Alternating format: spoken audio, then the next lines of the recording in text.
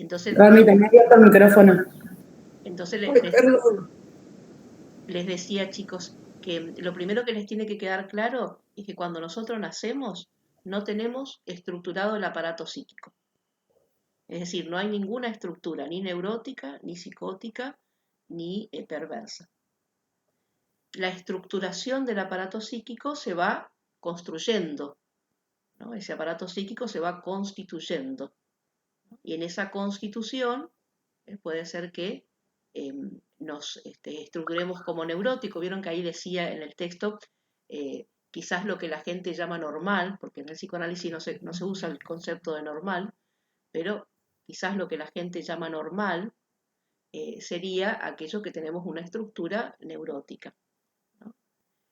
Eh, que sería lo más esperable, podríamos decir, ¿no? Eh, y, eh, o puede ser una estructura psicótica, o puede ser una estructura perversa, ¿no? Eso sería lo posible a construir. Lo más esperable sería que podamos estructurarnos como neuróticos. Entonces, por eso, para después, muy bien, no sé si fue Tomás el que dijo, una vez que estamos estructurados, ya no podemos cambiar de estructura. Si ustedes me preguntan, ¿y cuándo se constituye esa estructura? Bueno, aproximadamente en los 5 primeros años de vida. Profe, En los 5 entonces, primeros años de vida, ahí nos estructuramos más o menos. Sí, Noé. entonces las tres estructuras es por algún episodio o algún suceso en nuestra vida que hace que se detone para cualquiera de las tres estructuras, digamos. O uno... Es decir, nosotros a medida pues decíamos, nacemos, ¿no? Cuando nacemos, Mary, tenés el micrófono abierto. Ahí está, gracias. Cuando nacemos, por supuesto, hay algunos hechos, hay algunos hechos fundantes que son importantes para esa estructuración del aparato psíquico. Esos hechos fundantes lo constituyen las funciones maternas y paternas. Es decir, que para que se haya una estructuración del aparato psíquico es necesario las operaciones de la función materna, atención que acá digo función, esa función significa que cualquiera puede desempeñarla, no necesariamente la mamá biológica, ¿no?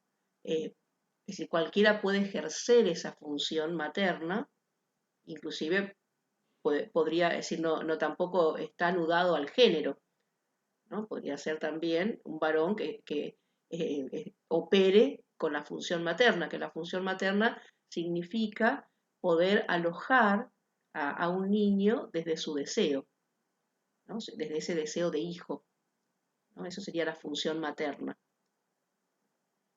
Y la función paterna sería el otro operador para la estructuración del aparato psíquico, y esa función paterna significa hacer que ese niño o esa niña pase de ser objeto del deseo de la madre a ser un sujeto, es decir, a poner alguna ley que establezca algún corte entre esa unión que generalmente cuando en los comienzos hay algo así como una unión simbiótica, se podría decir, entre la mamá y el hijo, ¿no?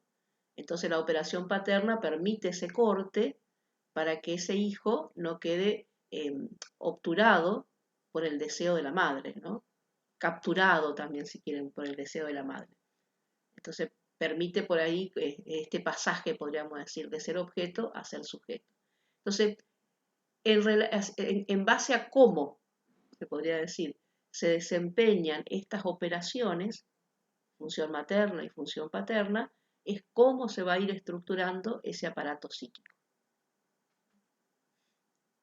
Y en eso también, en esas relaciones de estas operaciones que van haciendo la función materna y paterna, hay tres hechos también muy decisivos que tienen que ver con la primera vivencia de satisfacción. La primera vivencia de satisfacción significa aquello que se inscribe en el aparato psíquico como primera vivencia de placer. Eso que se inscribe en el aparato psíquico como primera vivencia de placer es lo que va a determinar a un ser viviente como sujeto de deseo, ¿no? En la medida que, de alguna forma, desde esa experiencia, esa primera inscripción en el aparato psíquico, esa experiencia de satisfacción, siempre vamos a andar buscando ese objeto que por primera vez nos produjo esa sensación de placer. Pero como Sí, no profe, sabemos... el texto hablaba de que se necesitan para cada una de ellas 3 mecanismos estructurales, que era la represión, Claro, el pero rechazo y eso la ya, renegación. exacto, eso ya vendría, digamos, cuando se va estructurando el aparato psíquico, ya vendría a hacer referencia a, bueno, hay algo inscrito en el inconsciente, hay algo se inscribió de alguna forma, y eso que quiere retornar, según el aparato, según los mecanismos de defensa que vaya utilizando, también va a tener que ver, o que se utilizó, mejor dicho, ¿no? Va a tener que ver con la estructuración. Les decía que es la vivencia de satisfacción, esa que eh, nos estructura como sujeto de deseo. Después está lo que se llama el narcisismo, que es cuando se constituye el yo. Y luego viene eso que también es muy fundante y que tiene que ver con esto de los mecanismos de defensa que vos traías, Noelia, que es el complejo de Edipo. Entonces, en ese complejo de Edipo también se va a jugar algo que es sumamente importante para la perspectiva psicoanalítica, que es lo que se llama el complejo de castración.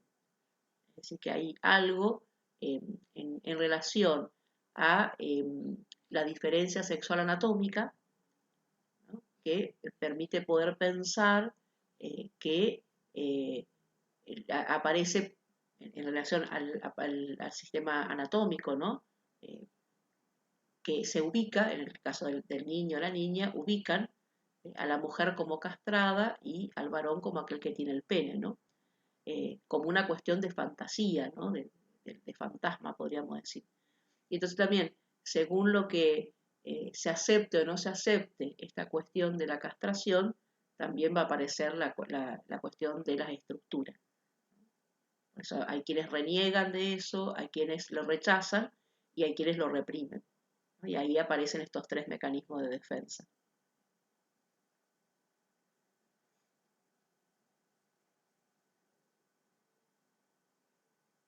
Bien, Entonces, sí, en todo tiene que ver el mundo exterior acá.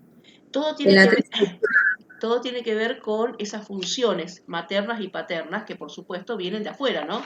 Vienen del mundo externo. Así que fíjense la importancia que tienen estas funciones maternas y paternas en la constitución, en la estructuración de un viviente, podríamos decir, ¿no? Porque para el psicoanálisis el hecho de nacer no significa que ya estemos constituidos como sujetos, sino que el nacer supone, bueno, una existencia viviente, pero tenemos que estructurarnos como sujetos. Y para ello es sumamente necesario estas 2 funciones, ¿no? Así que tanto una, si falta una de esas funciones, hay algo que se va a estructurar mal, se podría decir, ¿no? Por eso hay otro autor llamado Winnicott, que es psicoanalista, que fue psicoanalista también, decía que muchas veces, si no hay una función paterna que imponga esta ley y corte esa unión simbiótica entre la madre y su niño, la mamá lo puede psicotizar, ¿no? Esto que decíamos del aparato de la estructuración psicótica, ¿no?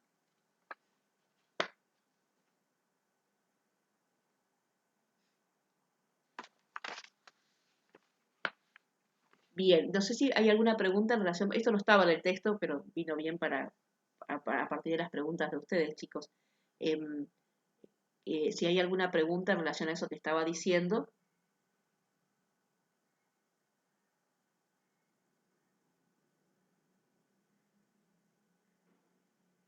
Entonces, ¿les queda claro esto de eh, que la estructuración del aparato psíquico no es algo que traemos al nacer, sino que es algo que se constituye, podríamos decir, ¿no? Claro. O sea, no nacemos con eso. Exacto, exactamente.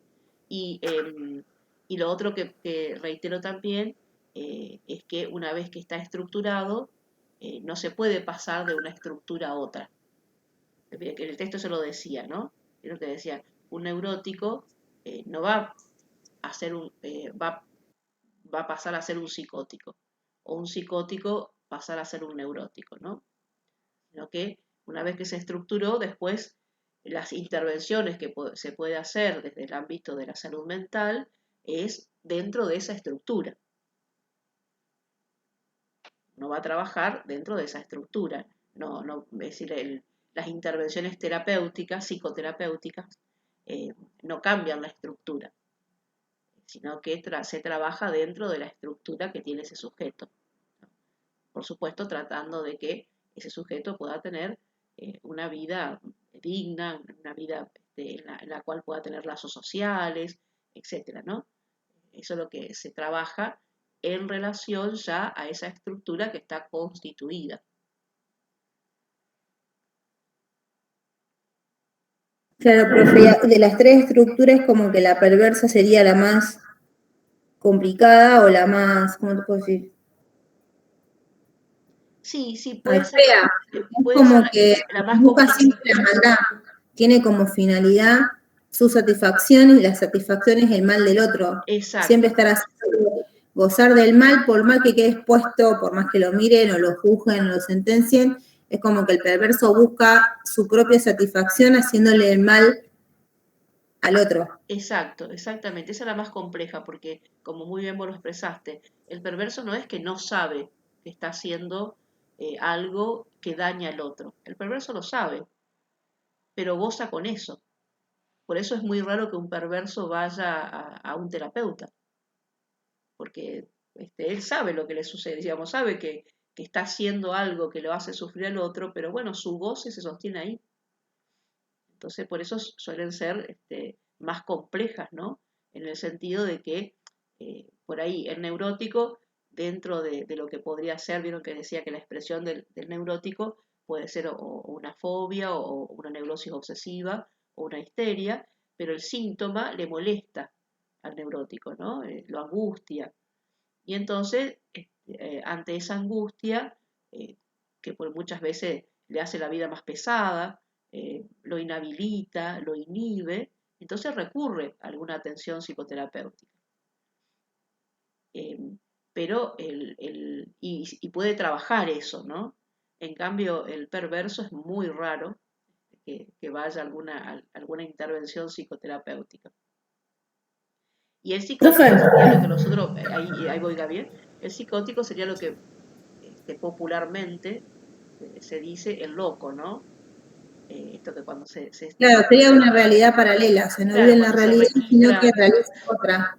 exacto, cuando hay un registro, vieron, de decir, bueno, está delirando, alucina, a eso le llamaría lo que, en realidad yo creo que alguna vez le había dicho, el concepto de locura no es un concepto que venga ni de la psiquiatría ni de la psicología, es un concepto que viene de lo social, ¿no? Viene de lo que se establecía como normal, entonces lo que estaba por fuera, eso que se acuerdan cuando veíamos con Foucault, eso que estaba por fuera de lo que la sociedad decía que era normal, se le decía que era locura.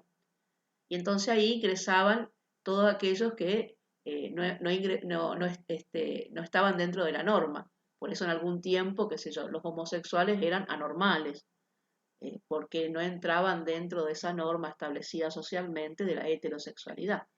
Pero ustedes se dan cuenta que no tienen Por nada. ejemplo, los que abusan de las Claro, mujeres, eso ¿qué sería serían? distinto ya. Ahí ya, el abuso ya sería distinto porque, bueno, estaríamos manejándonos con alguna estructura diferente, ¿no?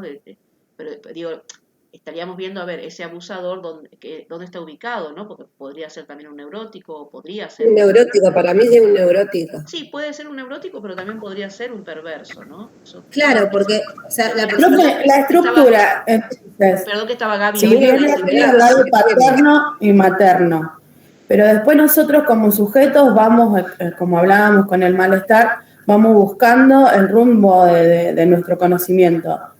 Entonces, ¿en qué influye? Porque si, si decimos viene del lado paterno o materno según cómo cada uno nos cría, después uno en sí toma la decisión o la influencia de esa crianza tuvo mucho que ver.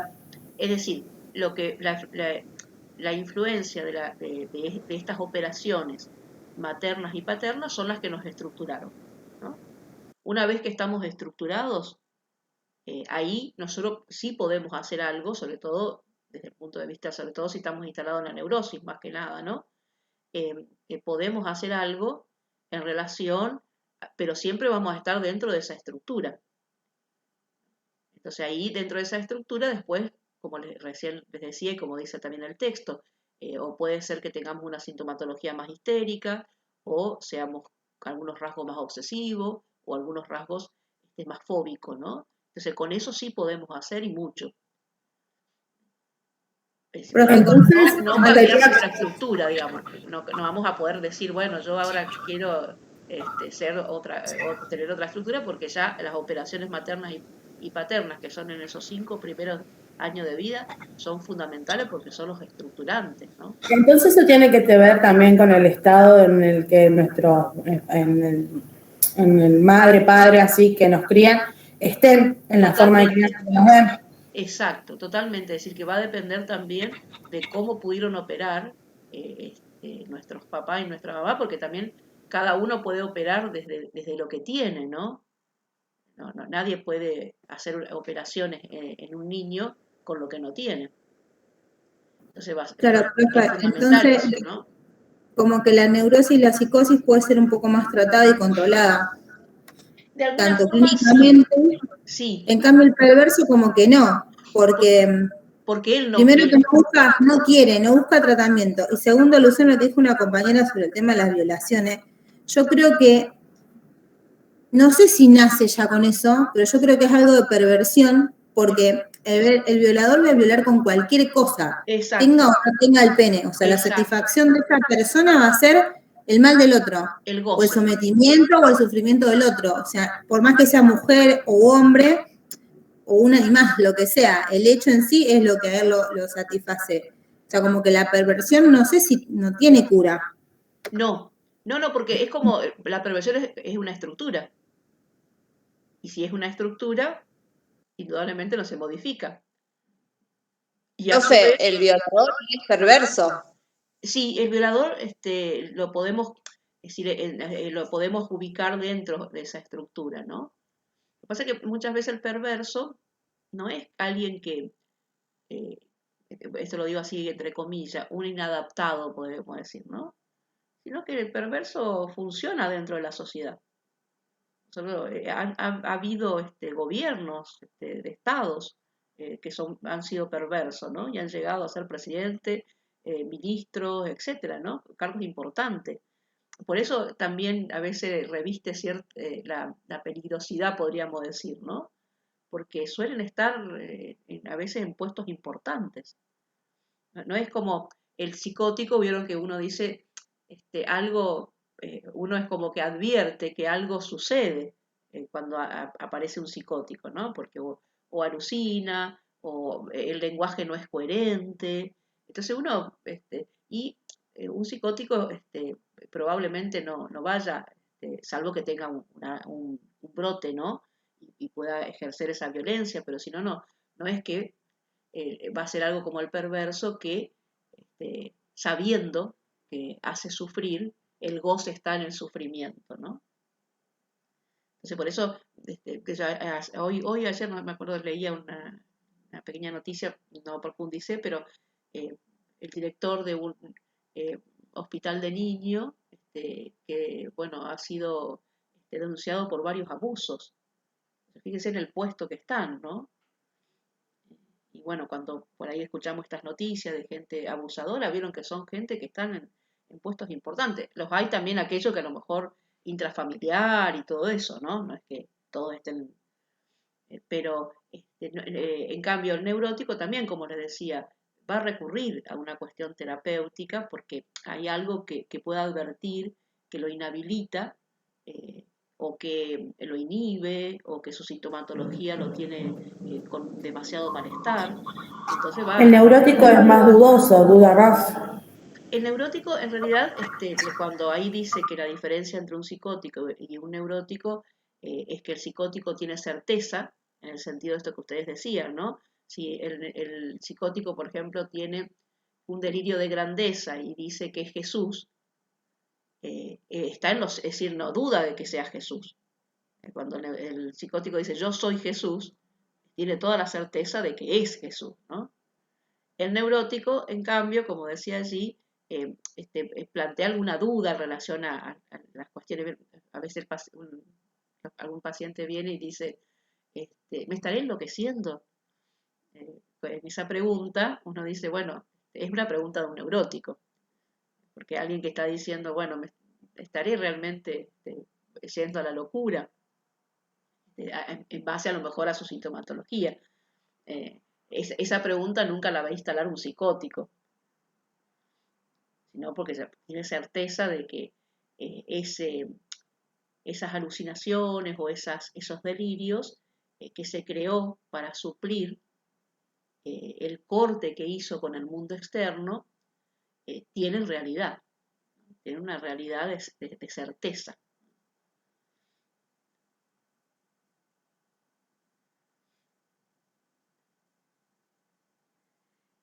Chicos, a ver, no sé si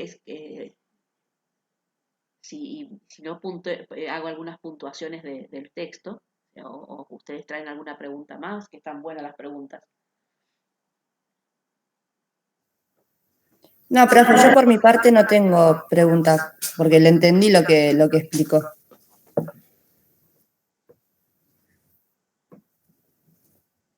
Bueno, si quieren hacemos una puntuación así, porque fuimos tomando lo que ustedes muy bien fueron trayendo, fuimos tomando algunas cositas del texto. Si quieren hacemos alguna puntuación del texto y ustedes cualquier cosa también van instalando las preguntas. Esperen que voy a ver si puedo compartir algunas diapositivas.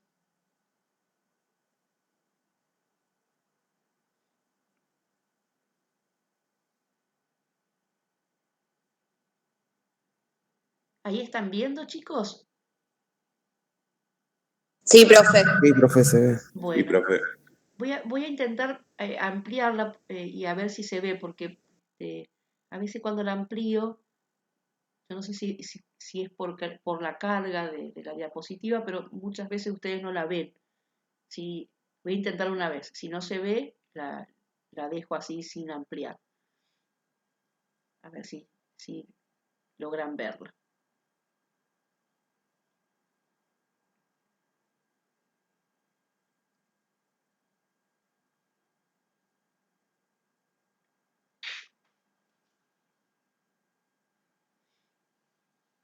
¿Ahí están viendo?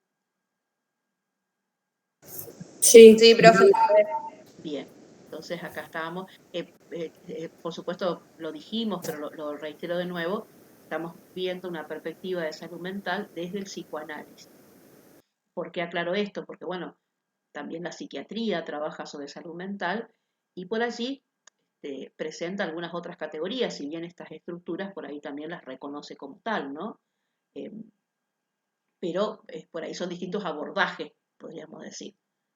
No es que, este, pero son distintos abordajes, pero se puede trabajar articuladamente, ¿no? Y en muchas, por ejemplo, si uno atiende a una persona que tiene una estructura psicótica, necesariamente tiene que trabajar articuladamente con la psiquiatría, porque las personas psicóticas sí necesitan una medicación, ¿no?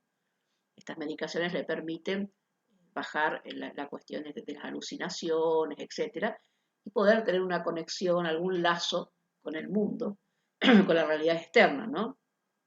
Ya sea que esté dentro de una esquizofrenia o alguna otra manifestación. Ahí ¿Qué sería el esquizofrénico, profesora? Perdón la ignorancia. sería por un lado, una estructura psicótica. Alguna sintomatología tiene que ver con que O que tendría pánico. no, generalmente tienen o delirios, ¿no? Estos delirios pueden manifestarse como delirios paranoicos, por ejemplo. Que no viven en un mundo real. Digamos que no necesariamente, porque la esquizofrenia significa algo así como que está dividido. Como estructura psicótica, También, probablemente hay una complicación con el mundo externo, ¿no? Hay un corte con el mundo externo.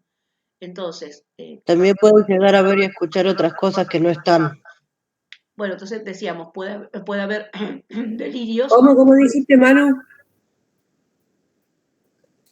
Que puede que escuchen y vean cosas que realmente no están ahí, pero en su cabeza sí están.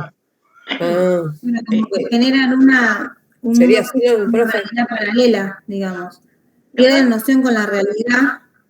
reitero de nuevo esto, chicos. Entonces, es decir, que reitero esto, el psicótico, la estructura psicótica implica que hay un corte con la realidad externa. Ese corte con la realidad externa la suplen con una realidad interna creada por el mismo sujeto. Y esa creación que hace el sujeto lo hace a partir o de los delirios. Estos delirios pueden ser diferentes, suele ser habitual delirios, por ejemplo, de paranoicos, ¿no? Que serían estas personas que se O sienten sea que, perseguidas. o sea que tendrían miedo a la realidad. Tienen un rechazo, podríamos decir, a la realidad.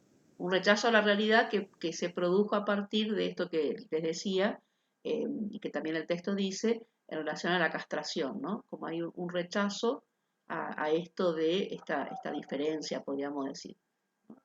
Entonces, Profe, y esta patología es hereditaria. no, La esquizofrenia. no necesariamente. No, reitero de nuevo, que les quede bien claro.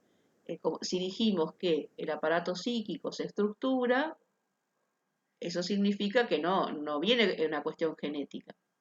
Lo que pasa que muchas veces puede ser de que aquellos que estructuran el aparato psíquico de un niño, si a lo mejor tienen alguna falla en esa estructuración del aparato psíquico, indudablemente que también el modo de hacer esas operaciones que decíamos para que se estructure el niño va a tener que ver con eso, ¿no? Pero no es que sea necesariamente una cuestión. ¿Hay algún componente del orden biológico? Sí, pero no es que necesariamente puede ser eso.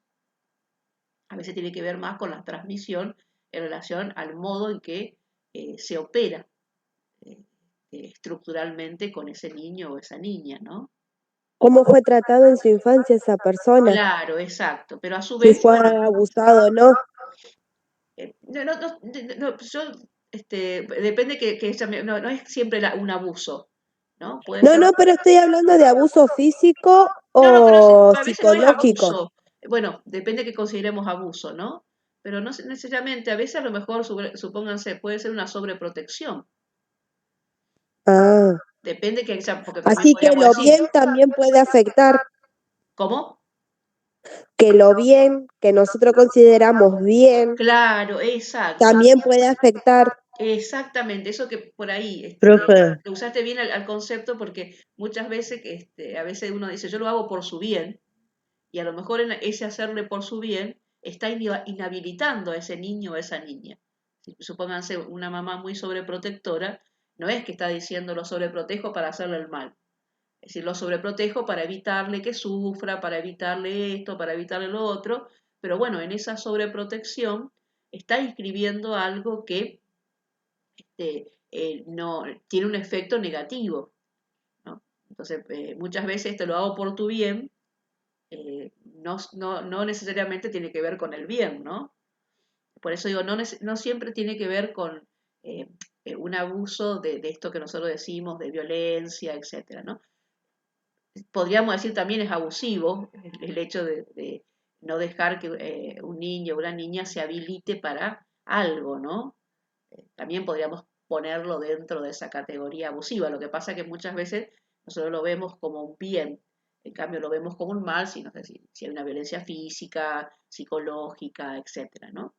Pero de alguna forma sobreproteger también es una cuestión invasiva, podríamos decir, ¿no? Invasiva, ¿no? Como que uno se expande sobre ese niño o esa niña en lugar de correrse para que ese niño o esa niña empiecen a hacer, ¿no? Creo que alguien iba a preguntar algo. Sí, profe, yo había dicho, pero eh, también no necesariamente abuso, sino el rechazo constante, por ejemplo, el ser ignorado en la escuela, el que nadie hable con vos, eso también puede llevar a una persona a que tenga ciertas conductas y ciertos trastornos.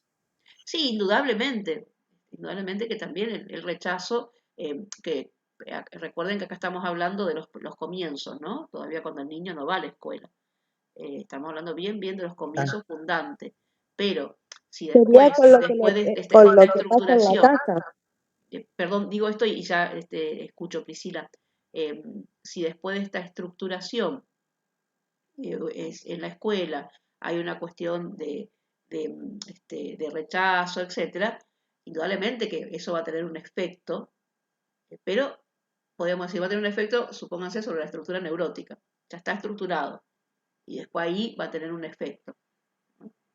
O muchas veces ese rechazo puede ser un hecho desencadenante de alguna cuestión de esta que estábamos hablando, ¿no? Porque siempre para que haya eh, algo que emerja, se necesita el modo en que se estructuró ese aparato psíquico y a su vez también se necesita, eh, es decir, el modo que se estructuró, que tendría que ver con la historia de su infancia, también se tiene en cuenta lo que es lo congénito, es decir, todo lo que sucedió durante el embarazo de la mamá, ¿no? También ahí puede haber algún efecto en ese embarazo. Supónganse, no es lo mismo una mamá que tiene cuidados en su embarazo a una mamá que abusa de sustancias, por ejemplo, ¿no? Entonces, a lo mejor ese niño que se está gestando eh, tiene los efectos de esa sustancia o ese consumo problemático de la mamá. Entonces, eso va a tener indudablemente un efecto en ese niño o esa niña.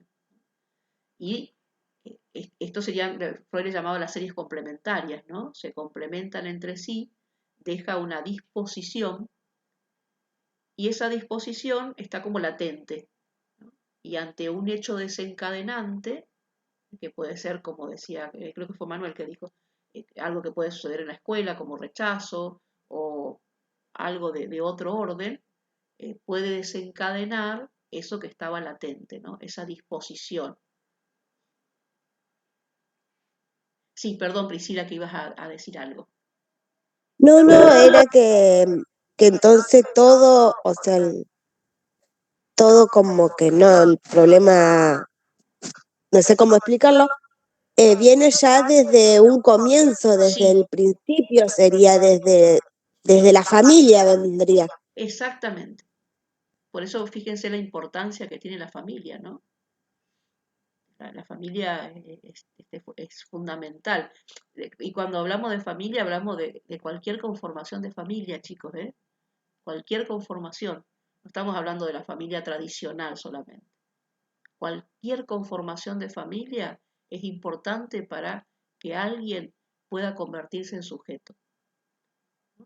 Ya sea que sean monoparentales, homoparentales, ensambladas. Lo importante, hay una autora, eh, eh, Elizabeth Rudunesco se llama, que dice, tiene un libro sobre la familia, entonces ella dice, cualquiera sea nuestra condición, niño, niña, adulto, joven, etcétera, dice, todos ansiamos tener una familia.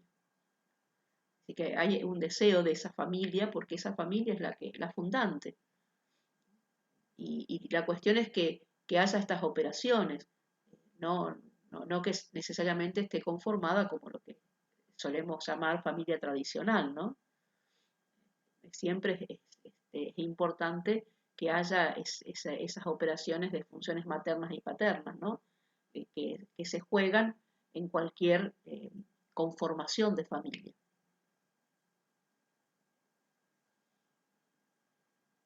Pero volvemos de nuevo también a esto que decíamos, ¿no?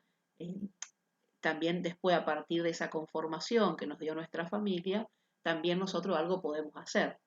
No es que nos vamos a posicionar diciendo, bueno, porque tuve esta familia, yo soy así, por lo tanto ando por la vida sin hacerme cargo de lo que yo soy, ¿no?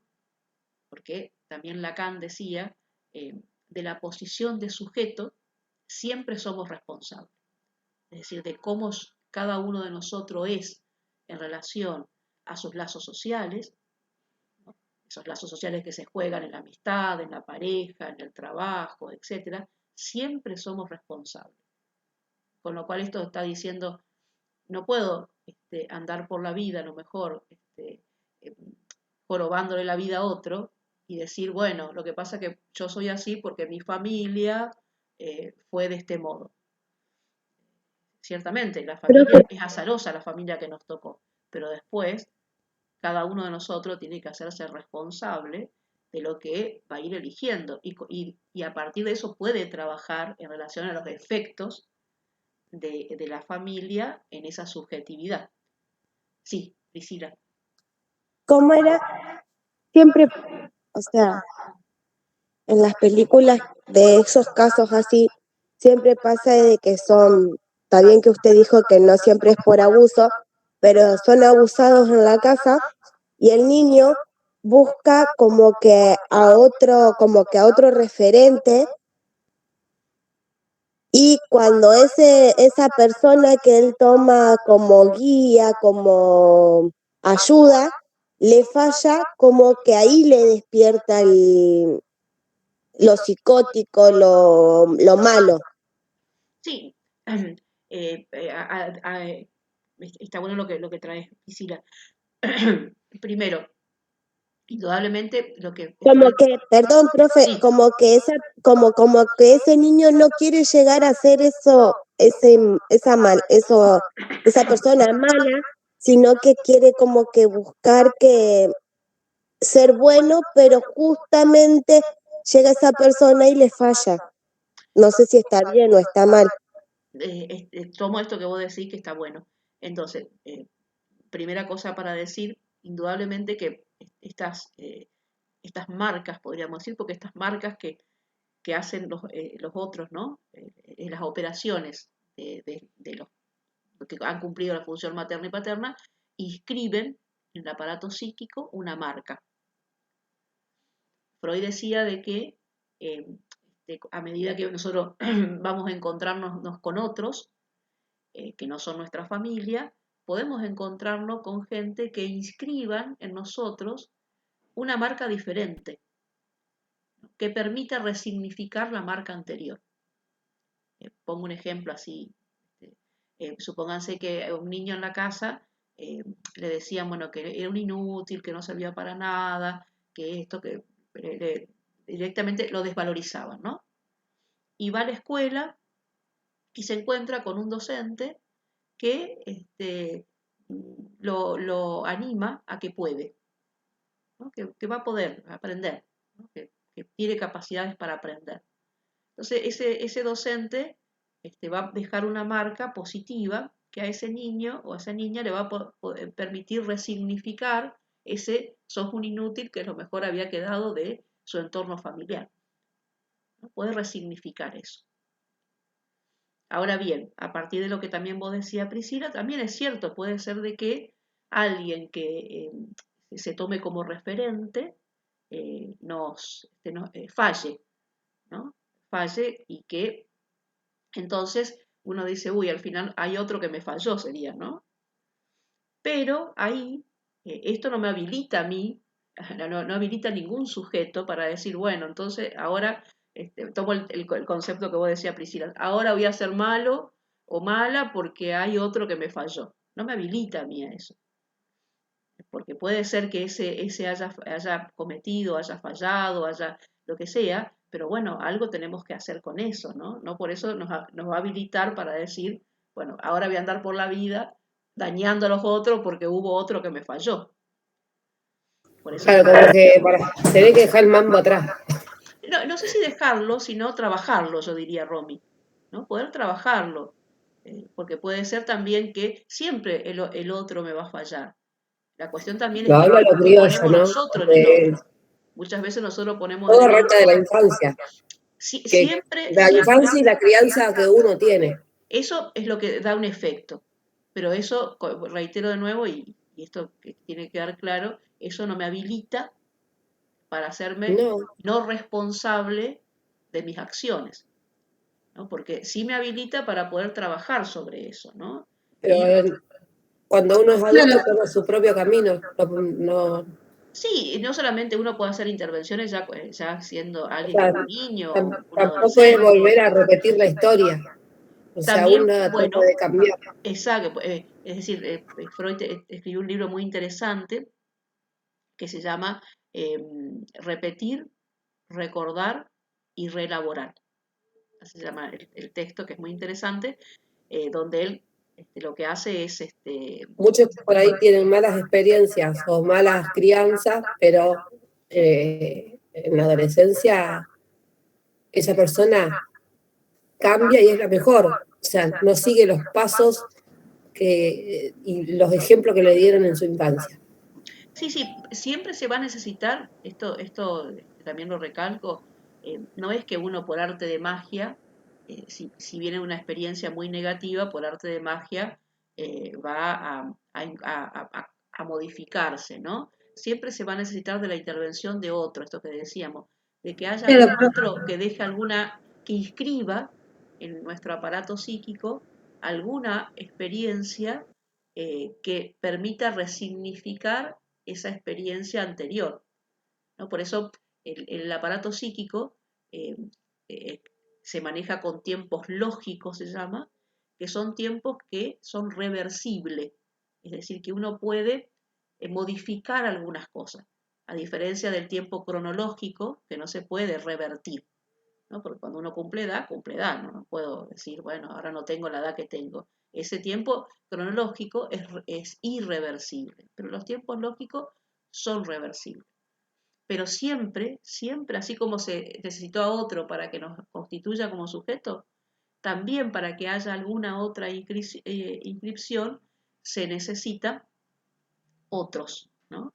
Que son esos otros que intervienen, ¿no? Que a veces puede ser esto que decíamos, un docente, puede ser otra persona que yo me encontré, eh, no sé, el terapeuta, etcétera, ¿no? Puede, puede ser la psicología también, profe, en algún momento. ¿Cómo, Gaby? Puede ser también la psicología en algún momento, así tomando terapia y estas cosas. Exacto, sí, exactamente, la psicoterapia, indudablemente hay cosas que son sumamente importantes. Y retomo esto que les decía del texto de Freud, repetir, recordar y relaborar, porque ahí estaría precisamente, Freud siempre lo pensaba desde la clínica, entonces él decía que eh, cuando hablaba define así los conceptos, ¿no? Recordar significa eso que nosotros tenemos inscrito en el aparato psíquico y lo podemos traer a modo consciente, voluntariamente, ¿no? Cualquier hecho que cualquier, profe, perdón, no, digo esto y ya te doy la palabra, así se entiende la idea. Entonces, recordar sería eso que nosotros podemos traer voluntariamente a la conciencia, ¿no? Repetir, y ahí estaría la gran diferencia, es aquello que actuamos, pero que lo hacemos de modo inconsciente. Es decir, que la repetición significa una acción de algo que está en el orden de lo inconsciente y que en esa repetición nosotros no somos conscientes que estamos haciendo siempre lo mismo, sería, ¿no? Ejemplo, supónganse, hay gente que a lo mejor quiere ingresar dentro realizar un lazo social, a veces uno ve en la escuela a los chicos, a los adolescentes, y a lo mejor quieren tener amigos, ¿no? Les cuesta tener amigos, quieren tener amigos. Por ahí hay un grupo que lo acepta y lo que hace es, a lo mejor este jovencito, a lo mejor hace algo para que lo rechacen. Empieza a hacer cosas para que lo rechacen. en realidad no lo hace en forma consciente. Entonces, bueno, ese grupo lo expulsa, supóngase. Va a otro, empieza a tener a mí, otra vez hace lo mismo. Y entonces dice, bueno, está repitiendo algo, ¿no? Que habrá que ver de qué se trata esa repetición, ¿no? Puede ser algo que esté inscrito en el orden de lo inconsciente. Entonces, Freud decía en la terapia, la idea de la terapia psicoanalítica es poder traer eso que está reprimido para que deje de repetirse. Entonces, pongo una cosa así, un ejemplo, supóngase, hablando de Guardado, ejemplo, guardado en el subconsciente, en el profesora. inconsciente, siempre no existe el subconsciente para Freud, inconsciente, siempre el concepto es inconsciente. Entonces, supónganse que en la terapia, el adolescente dice, bueno, lo que pasa es que cuando yo era chico siempre me rechazaban, Profe, etcétera, etcétera. pero Perdón, Romy, digo esto y ya también no estaba tomando la palabra. Y supónganse que diga, bueno, en la terapia puede trabajar algo en relación a lo mejor a un rechazo del orden familiar, ¿no? Y que de alguna forma él se convenció que tenían que rechazarlo. Entonces, una vez que lo trae, el fantasma tiene que ver con eso, con el modo en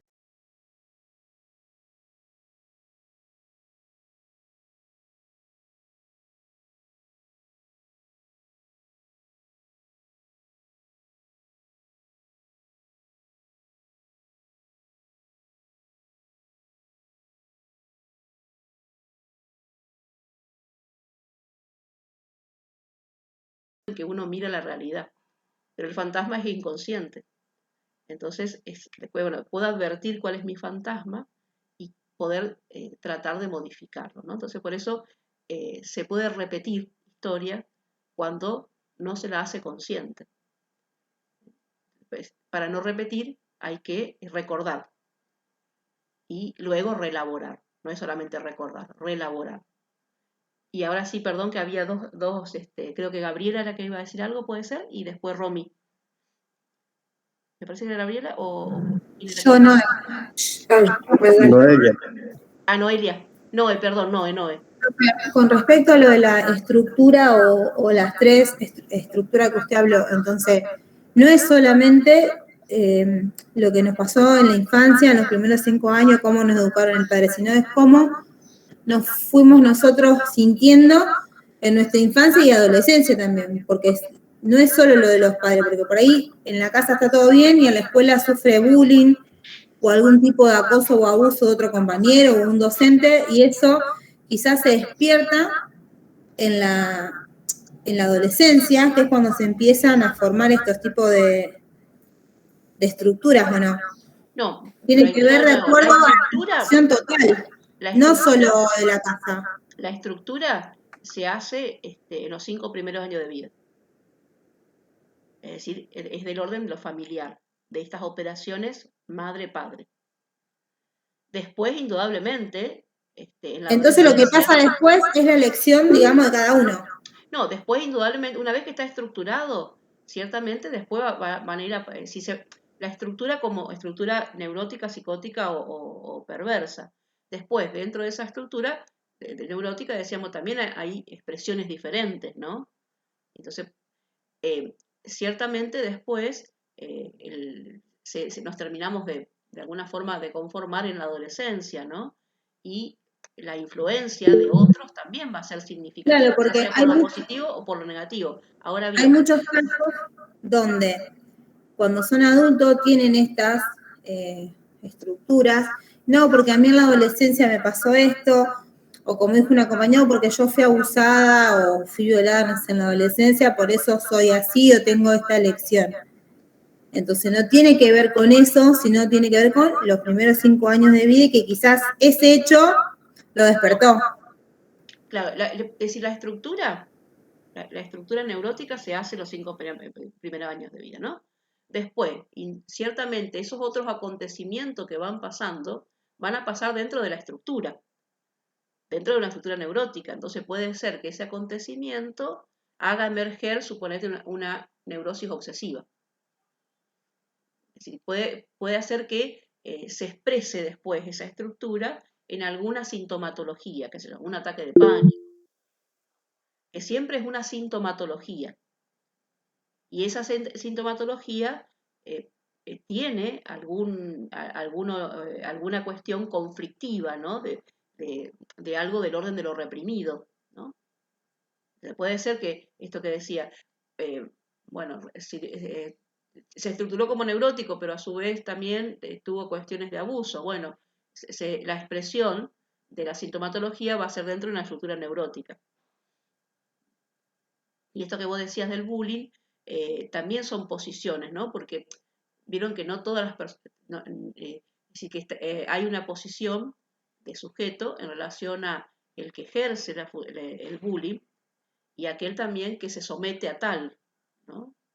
Así que hay algo también ahí en ese orden, que hay, a veces hay algunos sujetos que inconscientemente muchas veces se quedan como objeto del goce del otro, ¿no? Inconscientemente, ¿no? Se quedan como objeto del goce del otro. Es decir, que no pueden inconscientemente advertir que están poniéndose como objeto para que el otro goce. No pueden correrse de ese lugar, podríamos decir, ¿no? Vieron que a veces que esas personas que muchas veces se quejan, ¿no? Se quejan de que, bueno, siempre me pasa esto, siempre me pasa lo otro, siempre la gente esto, siempre el otro me hace esto. Entonces, cuando uno escucha eso, esas personas que se quejan siempre ponen en el otro la cuestión, ¿no? Entonces, no pueden a lo mejor hacer algún análisis acerca, bueno, pero ¿por qué yo me pongo como funcional al otro? Con la cual acá no le estamos sacando responsabilidad al otro, ¿no? Si no le estamos sacando responsabilidad, por ejemplo, a alguien que está realizando una acción de bullying. Pero también es como o me puedo seguir quejando, o puedo empezar a salirme de ese lugar, ¿no? Porque a veces tiene que ver con aquellas cosas que cuenta un sujeto aquellas cosas que cree que un sujeto cuenta como única versión para poder estar con otro. Les cuento un ejemplo de esto que decía. Recuerdo hace mucho tiempo haber tenido un alumno en el secundario, teníamos en el secundario, un alumno que los chicos, él quería estar, por supuesto, como todos, ¿no? Queremos estar en los grupos, bueno, él quería estar en los grupos y siempre le ejercían así alguna cuestión de burlas, etc. Y había momentos en que le decían, bueno, vamos a, no sé, ir a tal lugar, te esperamos en tal esquina. Y ahí se encontraban, ¿no? Y él iba, y ahí iba y le pegaban. Estos compañeros que lo convocaban le pegaban. Y él sabía que le iban a pegar. Es decir, él lo decía, yo sé que me van a hacer eso, dice. Pero era como que era mejor eso que nada, sería, ¿no? Era mejor estar con otro, aunque le pegaran, que estar solo. Y la idea de él era como que el único recurso para estar con otro era someterse a esa violencia que ejercían estos compañeros. Le parecía que no había otra forma de estar con otro, que él no tenía otro recurso para estar con otro. Entonces, sabía que lo convocaban ahí para pegarle, pero seguía yendo. Entonces, esto sería un poco esto, ¿no? No le quitamos responsabilidad a estos que pegan, indudablemente, ¿no? Pero también decir, bueno, abrir un poco la jugada y hacer pensar que uno puede construir otras versiones de uno mismo para estar con otro que no sea someterse al goce del otro. Porque cuando uno trabaja en análisis, lo que trabaja es sobre qué posición tengo yo. Porque si uno va solamente a decir, bueno, lo que pasa es que el otro, no hay cambio posible. Porque si el que tiene que cambiar es el otro para que yo cambie, bueno, no hay cambio posible porque nadie puede cambiar a otro, ¿no? El único modo de cambio es cuando viene de uno mismo. Esto salió por esto de que decían de los que... Eso Como me Gaby. recuerda un dicho que dice, solamente un loco pretende hacer la misma cosa que tocando. Reiterar de nuevo que no lo alcancé a escuchar bien. Solamente un loco. Pretende hacer las mismas cosas y que todo cambie. Claro, exacto. Exactamente. Eso decía Einstein. Que decía algo así como que es una locura ir siempre por el mismo camino sabiendo que ese mismo camino nos lleva al mismo lugar. Que sí, sería eso. La diferencia, digamos, lo que uno tiene que hacer, tener claro es que que va siempre por el mismo camino está repitiendo inconscientemente algo, ¿no? No le puede poner palabra.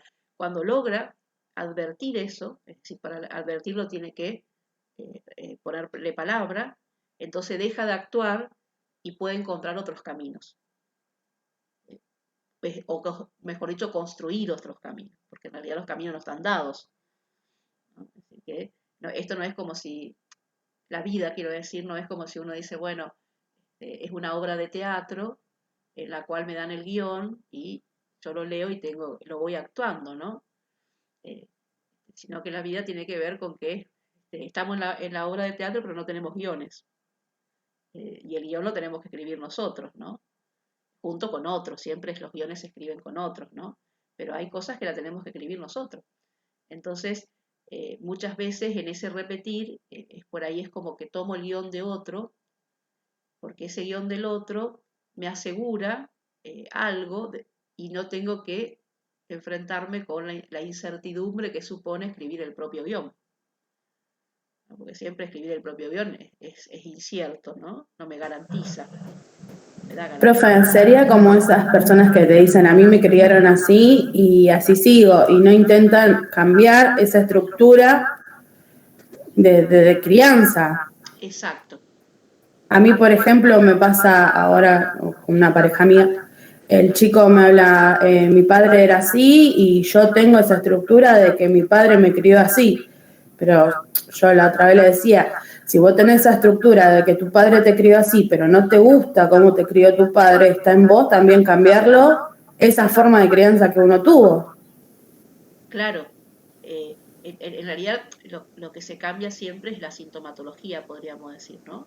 De lo que se puede escribir, haciendo la metáfora del guión, dentro de esa estructura neurótica que casi todos tenemos.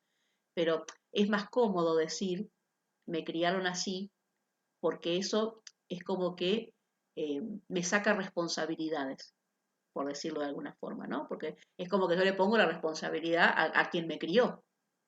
Entonces si le digo al otro, bueno, mira, a mí me criaron así, y entonces yo soy así porque me criaron así, o sea, responsables son los que me criaron, no yo que soy así. Pero también, o sea, acá es donde, esto que decía Lacan, lo voy a reiterar, de la posición de sujeto, somos todos responsables, tiene que ver con esto. Bueno, pero también ahora vos sos responsable de aquello que estás repitiendo, porque podrías hacer alguna otra cosa, ¿no? Esto que vos le decías, Gaby, a tu pareja. Podrías hacer otra cosa, porque nada nos ha determinado para no hacer, sí la estructura, pero el modo, algunas cosas que nosotros hemos incorporado de nuestra familia, siempre se pueden cambiar.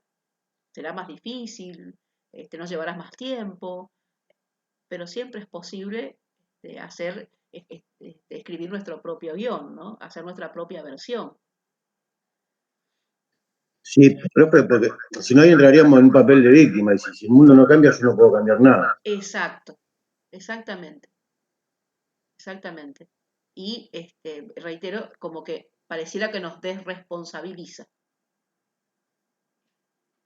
Y en realidad no. También somos responsables de aquello que sostenemos, entre comillas, como herencia, sería, ¿no?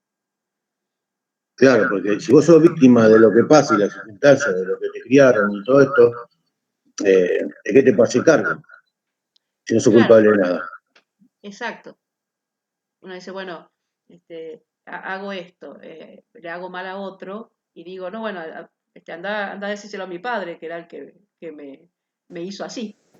Claro, yo lo que veo es, por ejemplo, si te das cuenta de que esa situación, en la forma que te criaron, en tu consciente, vos sabés que está mal. Claro, Por eso, ¿Qué influye el no querer cambiarlo? Porque ahí ya es no querer, como te estructurás y te quedás conforme en esa estructura. sí, hay que ver a veces uno por qué no quiere, ¿no? Que tiene que ver con Quizá busca la comodidad, se siente claro, cómodo de esa exacto. Como les decía, ciertamente es más cómodo echarle la culpa a los padres, ¿no? Y si uno va a hablar con los padres, dice, no, lo que pasa es que tu abuelo me crió así. Y el abuelo dirá, no, pero mis abuelos, imaginan que sería una cadena interminable de ir para atrás y de que nadie se haga responsable de nada, ¿no? Porque todos venimos de algún... Profe, perdón, tiene que ver también, bueno, hablo de mí, en personal. Por ejemplo, que yo me crié con padres separados y siempre discusiones en el medio entre uno y otro y nosotros en el medio. Y yo durante mucho tiempo dije que yo no iba a hacer lo mismo, que yo no iba a hacer pasar por eso a mis hijos, que no iba a repetir la historia y sin embargo aguanté muchas cosas durante 18 años hasta que no me quedó otra que decir, me separo. Pero yo fui psicólogo, psiquiatra y todo para que me ayudaran a no separarme, para no repetir y no hacer pasar a mis hijos lo que, digamos, yo pasé. Entonces, eso es como una renegación, vendría a ser. No, de la negación tiene que ver con otra cosa. Lo que pasa es que, en esto que vos decías, Noelia, quizás el punto estaba, me parece que el punto era el foco donde vos ponías la cuestión, era quizás lo que habría que modificar, porque la cuestión no pasa para que una pareja que tienen hijos se separe. La cuestión es cómo tramita esa separación, porque a veces el separarse implica, bueno, a veces el amor se termina, y por qué sostener algo que ya a lo mejor no tiene ninguna finalidad. Pero sí, lo Tendría que ver importante, con la duda nuestra lo de importante tomar esa sería, decisión. lo importante sería, y ahí te escucho mejor, Gaby, lo importante sería que los chicos, los hijos, nos queden, como dijiste vos, de rehenes de esa pareja que se separa. A lo mejor la cuestión no pasa por separarse o no separarse, sino el modo que después se tramita esa separación y en qué lugar ubicamos a nuestros hijos. Claro, yo lo tomaba como que no quería repetir lo Claro, que yo tanto había sufrido de chica, no quería hacerle pasar a mis hijos por eso. pero claro, lo que pasa es que vos sufriste probablemente porque a lo mejor tus papás tramitaron esa separación, quizás no del mejor de los modos posibles, ¿no? Pero no estaba en la separación, sino en lo otro. Entonces, el hecho de que vos te separaras no implicaba que pusieras a tus hijos en esa misma situación. Por eso digo que quizás el foco no estaba, vos ponías el foco en la separación y a lo mejor el foco estaba en otro lugar. Era el modo en que quedan los hijos a veces en una pareja que se separa, ¿no? Muchas parejas se separan y tienen un buen vínculo y los chicos pueden transitar muy bien, ¿no? Por eso le digo, la cuestión no es la separación, sino, bueno, ¿dónde ubicamos a los chicos, ¿no? Que muchas veces Profe, yo creo quedan como que, rehenes. yo Y yo creo que, más libre. yo creo que por más que hoy en día la generación se repite, yo creo que está en cada uno en cambiar. Sí, Yo no tuve todos esos problemas de padres separados y demás. Sí, mis padres siempre fueron muy estrictos con nosotros. Gracias a Dios tuve una buena educación. Pero No confunda separación con mala educación, Romina, está mezclando las cosas. No está diciendo eso. no, ella ponía el listo, acento no hablo más porque Romina al pedo. ponía el acento en esto de que está en uno en cambiar, creo que dijo ella, ¿no? Me parece que dijo eso. Sí, yo creo que Sí. sí, coincido con esto de que, esto que estaba diciendo recién, lo que pasa es que muchas veces necesitamos de otro que nos ayude a hacer ese cambio, porque por allí nosotros solo no lo podemos ver. Es decir, muchas veces no podemos ver eso, porque esto que decíamos, por ahí reiteramos cosas, repetimos en forma inconsciente.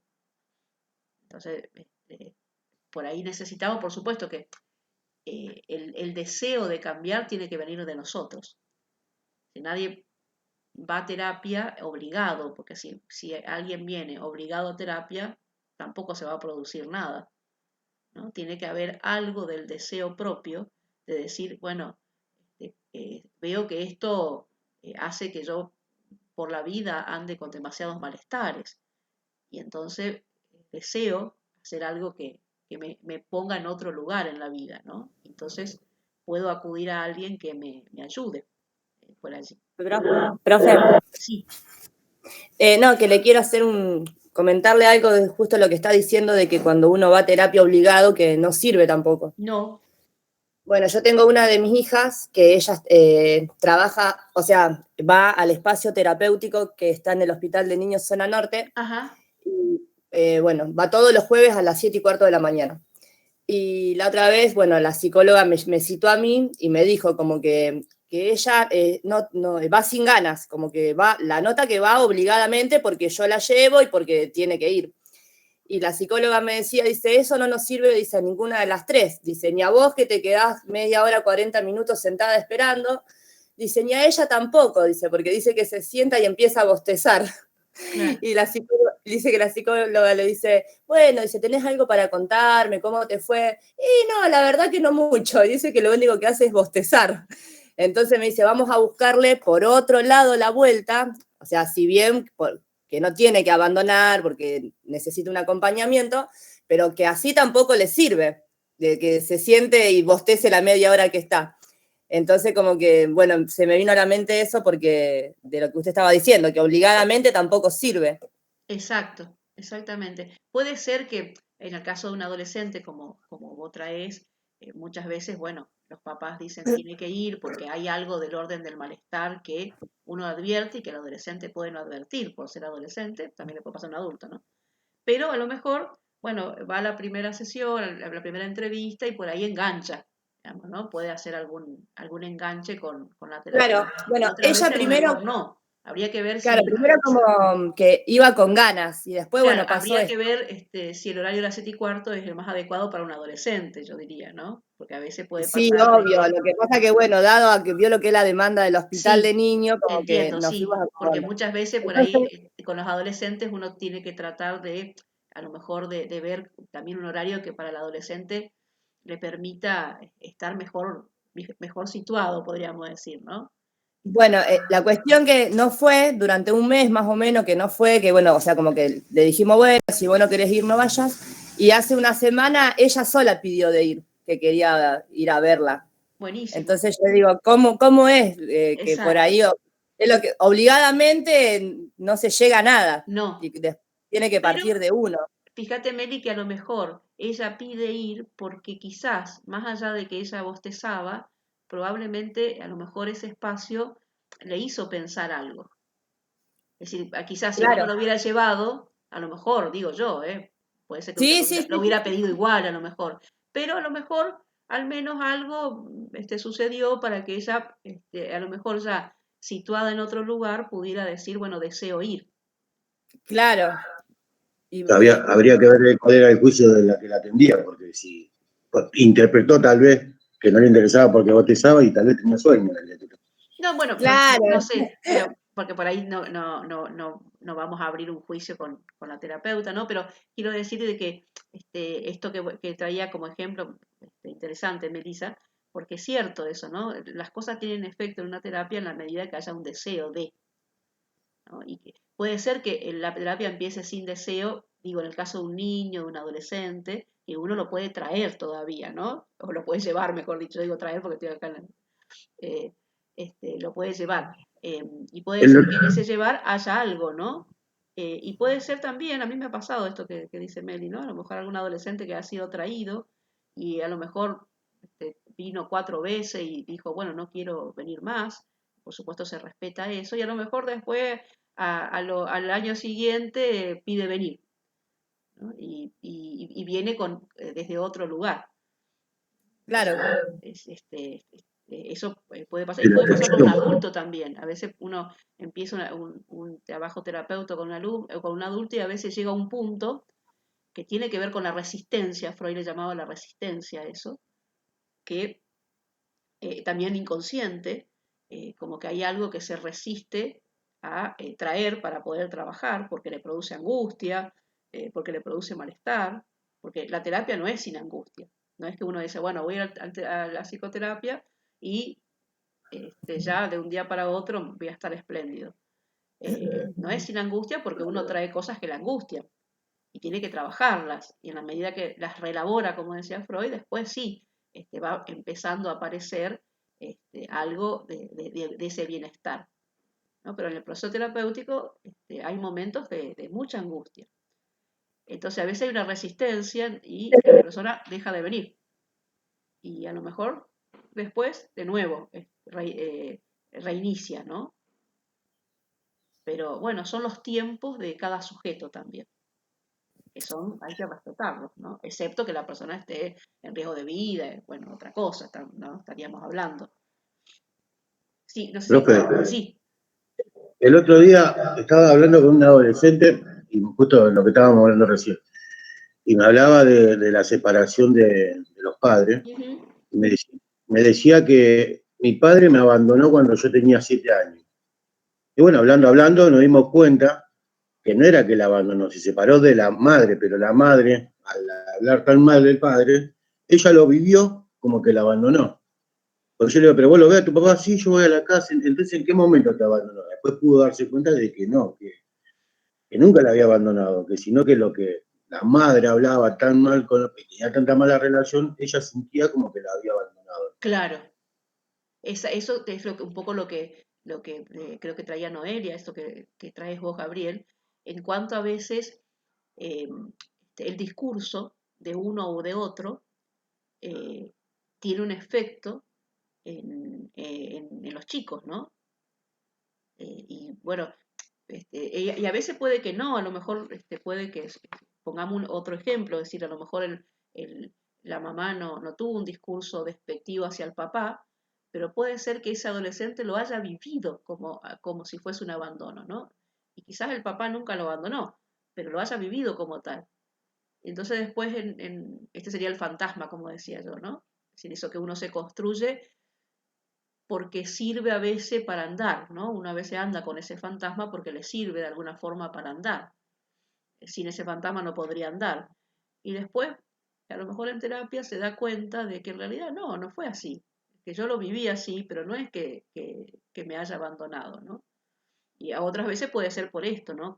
Vieron que a veces, esto que yo decía, a los chicos se los toma de rehén porque a lo mejor están con el papá y el discurso del papá es negativo hacia la mamá. Y cuando están con la mamá, entonces uno siempre le dice, ¿no? Miren, el papá es el papá y la mamá es la mamá. El conflicto de los adultos es el conflicto de los adultos, pero ese niño o esa niña tiene que seguir sosteniendo a ese papá y a esa mamá. Después el conflicto de los adultos tienen que arreglárselo los adultos. Entonces, eso es lo más importante que cuando se da una separación conflictiva, ¿no? Porque a veces vieron que hay separaciones que son más de común acuerdo y no está esta cuestión de agresividad entre los papás, y otras que son muy conflictivas. Entonces siempre hay que tener claro que no es la separación, sino que es el modo en que se expresa dichas pérdidas, ¿no? Porque la separación también es una pérdida para ese corte que se da en la pareja, ¿no? No sé si, pero Gabriela, me parece que hoy vos ibas a decir algo y yo te dije, después escucho y me parece que no te di la palabra. ¿Puede ser que haya sido? No, era con respecto a esto que decía, ¿no? De que también uno entra en la duda de si van a pasar lo mismo que nosotros pasamos o no. Entonces es cuestión de nuestro razonamiento hacerlo y de la mejor forma de cómo nosotros lo pasamos, que no lo pasen ellos. Claro, es decir, resolver la Es una cuestión de situación. decisión de hacerlo por nosotros, pero tratar de influir que los chicos o quien convivan con nosotros no vivan esa misma situación. Claro, para eso es necesario esto que decíamos, ¿no? Tratar de que si hay conflictos entre los adultos, se arreglen eh, como adultos, ¿no? Y se arreglen en un lugar que no sea donde están los chicos, por ejemplo, ¿no? Donde uno puede decir, bueno, hablemos como adultos. ¿Qué significa esto de, bueno, los conflictos están, pero uno no se deja arrasar por el conflicto? y si no puede, bueno, Claro, a mí, por ejemplo, me pasó en la separación, bueno, mis padres se separaron de adultos, yo ya siendo grande, y fue como una cachetada, como que, ¿por qué mis padres no están más juntos? Después me tocó vivir la misma situación y lo razoné desde el lado de que ellos no sientan lo mismo que yo sentía. Porque mis padres, por ejemplo, al separarse fue una cortada relación que mi papá cortó esta relación con nosotros ya siendo grandes y eso dolía. Entonces mi hijo ya en ese tiempo no eran tan grandes. Uno trata de buscar la forma de que ellos no pasen lo mismo. Entonces la buena relación que uno toma como decisión de tener con su expareja, eso influye bastante. Sí, sí, sí. Después, cómo lo siente, ya uno, vieron que eso tiene que ver con la singularidad de cada uno. Uno Claro.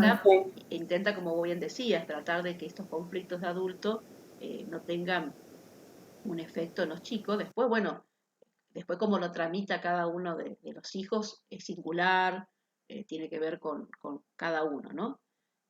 Uno no puede decir, bueno, si hago esto va a sentir esto. Eso no se puede porque lo que sí podemos hacer nosotros es tratar de que ese conflicto no haga esto que decíamos, ¿no? Si hablar mal del papá o viceversa, ¿no? Porque, bueno, el papá y la mamá son los que van a estar siempre como papá y mamá, ¿no? Entonces, eso es lo que es importante. Estamos hablando siempre en casos donde no haya alguno de algunos que a lo mejor sean abusivos, etcétera, ¿no? Porque eso ya sería otra cosa. Pero que después como claro, cada uno ahora, lo por siente ejemplo, es otra cosa, ¿no?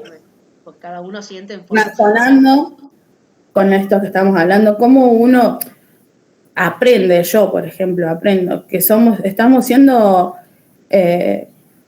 estructurando a unas personas que nosotros no sabían cómo que nos estaban estructurando nuestros padres. Yo, por ejemplo, Sí, la sí, crianza nuestra era nuestros padres trabajar y nada más. Entonces, ahora razonando uno, yo con este tema, es cómo uno influye en el otro, exacto. en la crianza, en la estructura y no solamente en los hijos, sino en la forma de que nos comunicamos en el afuera. Claro, porque no solamente, por eso, no solamente en las acciones, chicos, también en lo discursivo, porque la cuestión es que lo que circula como discurso en un hogar es sumamente importante, porque el discurso nos estructura también, ¿no? Porque en esto que decíamos, cuando decíamos la mamá nace en un estado, hay un estado simbiótico desde el momento que lo lleva 9 meses, eh, pero cuando se corta el cordón umbilical, se corta la simbiosis del orden de lo biológico, no la simbiosis del orden de lo psíquico. Y entonces ahí tiene que ingresar el papá, pero para que pueda ingresar la función paterna, también la mamá tiene que dejar que ingrese, sería, ¿no? En el discurso, ¿no? En el discurso que hace que venga un papá y venga un papá valorizado, ¿no? No un papá a lo mejor desvalorizado, porque si hay un papá físico, digamos, ¿no? Que físicamente está, pero en el discurso de la mamá hay un papá que se desvaloriza, tampoco va a tener efecto operativo en la función paterna. Entonces, es también lo que se dice, ¿no? Lo que se va diciendo y lo que va circulando. Por eso sí, eso que vos decís, indudablemente, la familia siempre estructura, pero estructura también desde lo que cada uno cuenta, chicos, porque, bueno, nuestros papás, eh, sacó las excepciones, o a lo mejor no tan excepciones, como decían por ahí, lo hacían por tu bien, decían, ¿no? Y a veces, bueno, eran las herramientas con las cuales contaban y con las cuales pudieron, que puede ser quizás esos papás que a lo mejor trabajaban todo el día, ¿no? Y que a lo mejor, bueno, en ese trabajo mostraban algo, que era importante trabajar, ¿no? A lo mejor hablaba poco, pero nos mostraron de que el trabajo es importante, ¿no?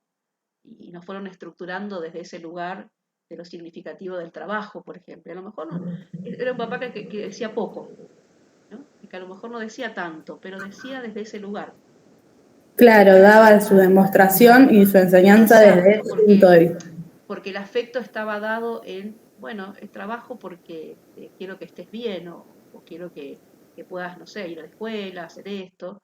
Y uno dice, bueno, pero me hubiera gustado también que me dijese que me quería, que me lo dijese en palabras. Y sí, puede ser que hubiera sido, pero bueno, a lo mejor ese papá no tenía ese recurso, tenía este. Y que uno después lo puede ver, a veces uno en terapia puede trabajar eso y dice, es verdad, a partir de eso me decía que me quería. Aunque a mí me hubiera gustado otra cosa, pero me decía que me quería. Entonces a veces Claro. son esas cosas que uno puede repensar, ¿no? Sí, Gabriel. Con esto del discurso que usted trajo, del lenguaje, ¿no? También hay un dicho que dice que nunca vamos a beber el mismo río dos veces. Nunca va a ser lo mismo. Somos diferentes sujetos, con diferentes condiciones. Con esto de la separación que veníamos hablando, Ujú. que no quiero que viva lo mismo, nunca va a ser lo mismo. Nunca, Puede ser exacto. muy parecido, pero nunca va a ser lo mismo. Exacto. Inclusive en esto que vos decís, puede ser que una separación, hay dos hijos, y uno lo viva de una manera y otro lo viva del otro, ¿no? Aunque la separación fue con el mismo discurso, etcétera, etcétera, ¿no? Porque siempre lo que cada uno siente está en la singularidad, ¿no? En la interpretación que nosotros hacemos del hecho. Y eso es Y muy con, singular, muy singular. y con esto que traía lo último, a mí me remite cuando yo me crié, mi mamá tiene tercer grado, nomás tercer grado, segundo grado.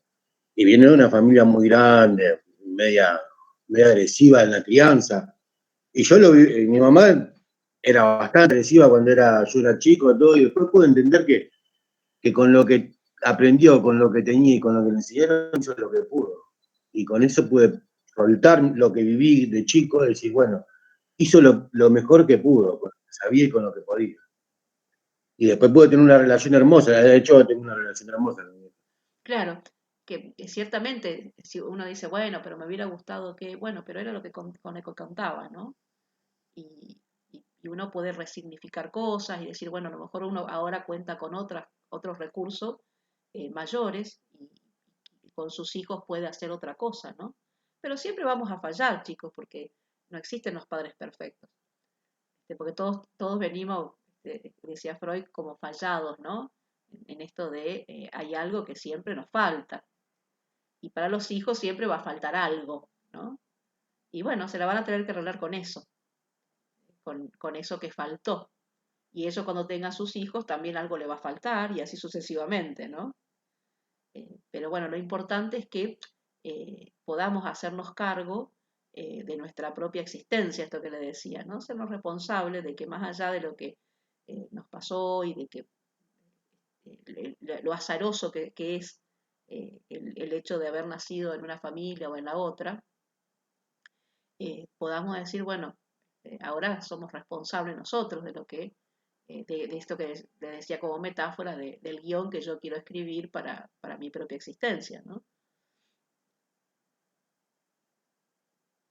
Claro, poder elegir de qué manera quiero transitar lo que me Claro, queda. ciertamente que para poder elegir me tengo que dar cuenta de estas cosas, ¿no? Es decir, que sería esto que decía Freud, ¿no? Para poder elegir eh, tengo que poder no repetir, es decir, tengo que darme cuenta que estoy repitiendo. Y entonces una vez que me di cuenta, puedo elegir no repetir y hacer otra cosa. Bueno, chicos, nos quedó algunas cosas del texto que lo seguimos la semana que viene, pero me pareció interesante cómo, cómo se fue armando a partir de las preguntas de ustedes, ¿no? Que está bueno. Eh, supongo que a lo mejor creo que nos quedó a lo mejor lo de los mecanismos de defensa, que no los profundizamos, es decir, estos tres mecanismos de defensa diferentes que hacen a cada una de las estructuras, ¿no? Esto que aparecía allí como este, esto de la represión, la cuestión de la renegación y el rechazo, ¿no? Como los tres mecanismos, que bueno, lo dejamos para la clase que viene para poder trabajarlo. Bueno, no sé si hay alguna pregunta más. No, profe, por mí no. Bueno, Meli. ¿Y alguno por ahí? No, profe. No, profe, todo muy claro. Bueno, No, profe. entonces la clase que viene no les dejo otro texto, así podemos, reitero esto, profundizar un poquito esto de los mecanismos de defensa. Bueno, chicos, que tengan un lindo finde y nos encontramos Gracias, el profe, viernes. igualmente. Gracias Hasta la por semana que profe. viene. Gracias, Chao, profe, profe. hasta la semana que viene.